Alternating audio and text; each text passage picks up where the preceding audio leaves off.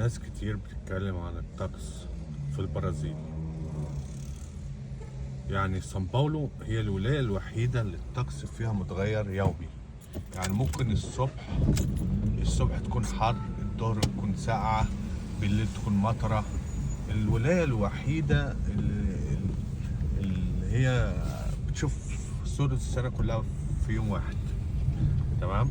أما الشمال بطبعه اللي هو حرارة 30 فيما فوق 40، بس بيتميز الشمال بدرجة الحرارة ذات شواطئ خلابة مفيش زيها في العالم.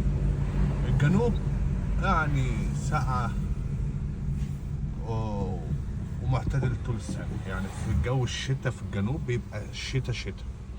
هنا في سان باولو عشان تجيب هدوم عشان تتعايش مع سان باولو هتجيب جاكيت معاك في العربية او انت خارج، الدنيا تحرر تقلعه، الدنيا تشتي تلبسه. فعشان سان باولو هي الوحيدة اللي الطقس فيها وامطار والحاجات ديت. سان باولو الولاية الوحيدة اللي هي فيها تقلب الجو في يوم واحد. اما الشمال 30 40 35 وانت طالع. في الجنوب ساعة في متوسط.